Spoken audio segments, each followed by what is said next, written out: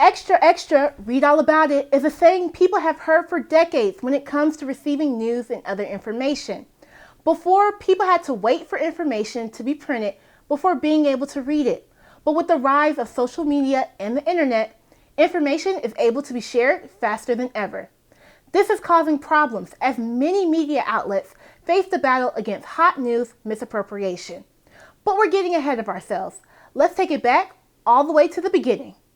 Hot news begins its origins in 1918 during World War I with the case of International News Service versus Associated Press. The International News Service was blocked from using the Allies' telegraph lines due to the company's owner, William Randolph's support of Germany during the war. This created a problem because it meant the INS was effectively shut down from war reporting. To compensate for this loss, INS will begin to copy reports from Associated Press and transmit them as their own. This caused the Associated Press to accuse the INS of unfair competition. The case made it all the way to the Supreme Court, where the courts found in favor of Associated Press.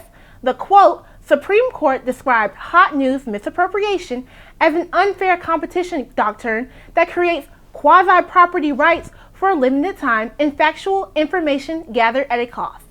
The quasi-property rights essentially, quote, allows a content originator such as a newspaper, to prohibit a competitor from free riding on its investment in gathering and publishing information until the originator has had the opportunity to reap the benefits of its investment.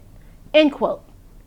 This protects the economic incentive for media outlets to, quote, gather and publish information, although the courts did not decide how long news can remain hot.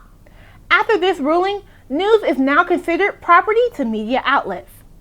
While this case introduced hot news misappropriation and provided a solution, the rise of technology has led to the situation becoming more complicated than ever. The question we face now is how can media outlets protect their content from being stolen in an age of technology? Will companies eventually go after social media sites that report news, such as popular Instagram site, The Shade Room, or will they eventually go after everyday user? What is the limit?